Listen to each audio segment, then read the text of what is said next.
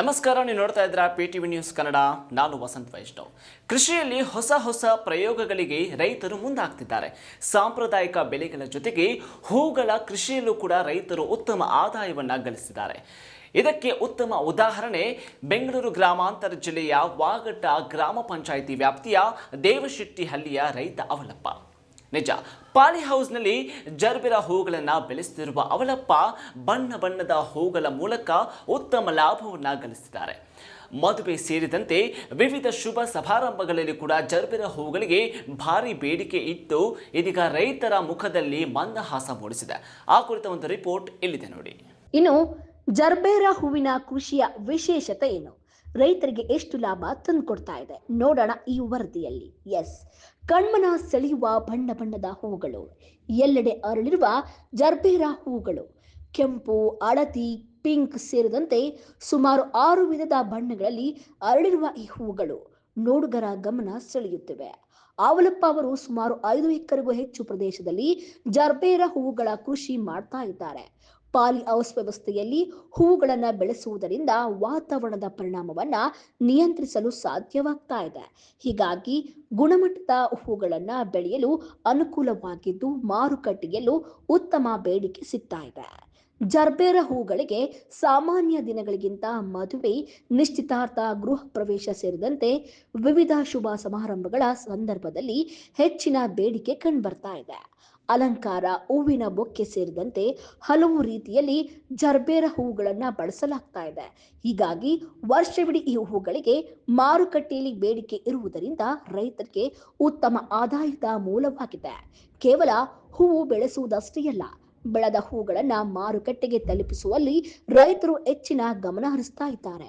ರೈತರು ಜರ್ಬೇರಾ ಹೂಗಳನ್ನು ನೇರವಾಗಿ ಮಾರುಕಟ್ಟೆಯಲ್ಲಿ ಮಾರಾಟ ಮಾಡಬಹುದು ಅಥವಾ ವಿವಿಧ ಕಂಪನಿಗಳಿಗೆ ಮಾರಾಟ ಮಾಡುವ ಮೂಲಕವೂ ಉತ್ತಮ ಆದಾಯ ಗಳಿಸಬಹುದಾಗಿದೆ. ಮಾರುಕಟ್ಟೆಯ ಬೇಡಿಕೆಗೆ ಅನುಗುಣವಾಗಿ ಹೂವುಗಳ ಬಣ್ಣ ಹಾಗೂ ಗುಣಮಟ್ಟಕ್ಕೆ ಉತ್ತಮ ಬೆಲೆ ದೊರೆತಾ ಇದೆ. ಸಾಂಪ್ರದಾಯಿಕ ಬೆಳೆಗಳಲ್ಲಿ ಹವಾಮಾನ ಬದಲಾವಣೆ, ಬೆಲೆ ಏರಿಳಿತ ಸೇರಿದಂತೆ ಹಲವು ಸವಾಲುಗಳನ್ನು ರೈತರು ಎದುರಿಸ್ತಾ ಇದ್ದಾರೆ. ಇಂತಹ ಸಂದರ್ಭದಲ್ಲಿ ನಿಯಂತ್ರಿತ ವಾತಾವರಣದಲ್ಲಿ ಪಾಲಿ ಹೌಸ್ ಮೂಲಕ ಹೂವುಗಳ ಕೃಷಿ ಮಾಡ್ತಾ ಇರುವ ಅವಲಪ್ಪ ಹೊಸ ಪ್ರಯೋಗದ ಮೂಲಕ ಕೃಷಿಯಲ್ಲಿ ಯಶಸ್ಸು ಕಾಣ್ತಾ ಇದ್ದಾರೆ.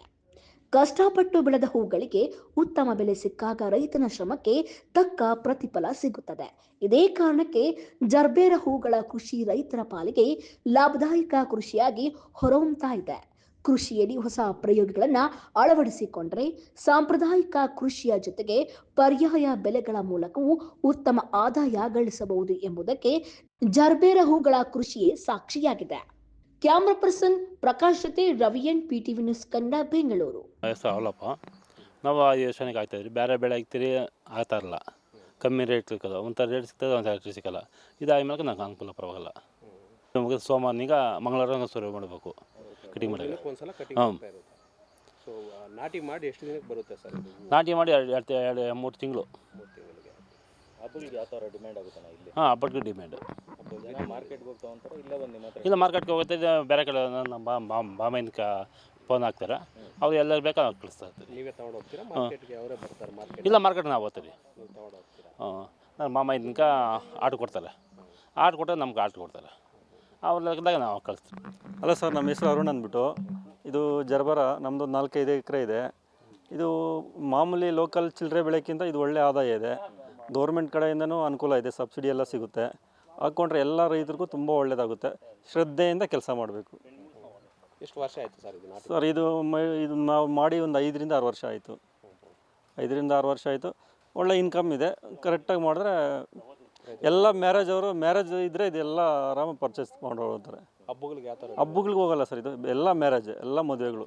ಇದು ನಮ್ಮ ಕಡೆ ನಾರ್ತ್ ಇಂಡಿಯಾ ಫುಲ್ ಚೆನ್ನಾಗಿ, ನಾರ್ತ್ ಅಲ್ಲ ಸೌತ್ ಕಡೆ ಎಲ್ಲ ತುಂಬ ಹೋಗುತ್ತೆ. ಆಂಧ್ರ, ತಮಿಳ್ನಾಡು, ಕೇರಳ, ನಮ್ಮ ಕರ್ನಾಟಕ ಎಲ್ಲ ಎಕ್ಸ್ಪೋರ್ಟ್ ಹೋಗೋಂಥ ಹೂವು ಇದು. ಅವರೇ ಬಂದು ಕೊಂಡ್ಕೊಡೋ? ಇಲ್ಲ ಡೈಲಿ ಕೇರ್ ಮಾರ್ಕೆಟ್ಗೆ ಹೋಗುತ್ತೆ. ಡೈಲಿ ರೇಟ್ ಫಿಕ್ಸ್ ಆಗುತ್ತೆ. ನಾವಿಲ್ಲಿ ಫಾರಮಲ್ಲಿ ಒಂದು 5 ರೂಪಾಯಿ ಹೆಚ್ಚು ಕಮ್ಮಿ ಮಾಡಿದ್ರೆ ಆರಾಮಾಗಿ ಎತ್ಕೊಂಡು ಹೋಗ್ತಾರೆ.